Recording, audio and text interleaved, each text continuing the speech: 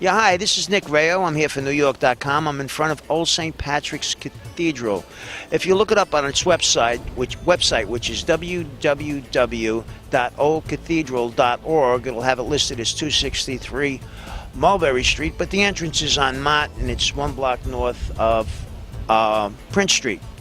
It's an interesting place. It was the first Catholic cathedral in New York, built in the early 1800s. It's got quite a history.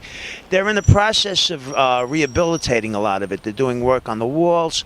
They have the basement closed off. There are people, prominent Catholics, buried in the basement of this church, and it's like a catacomb type setup down there, but they're not allowing the public in right now until they're done with the renovation project.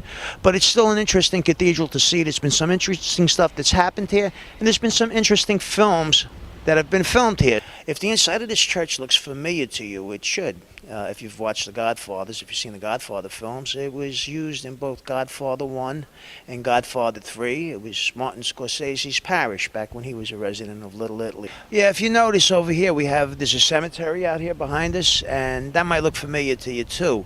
Martin Scorsese, one of his first films, Mean Streets, that starred Harvey Keitel and Robert De Niro and David Proval way back when, was shot right here. They have it closed off right now because they're in the process of doing a number of renovations. Another interesting fact about Old St. Patrick's Cathedral is the walls.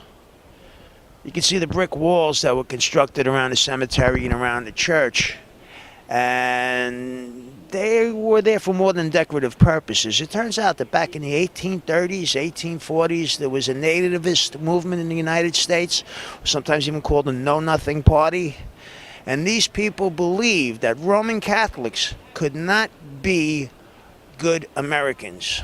And there was a whole thing about, there was a Protestant version of the Bible being read in the public schools, and the Catholics wouldn't allow their kids to read from that Bible.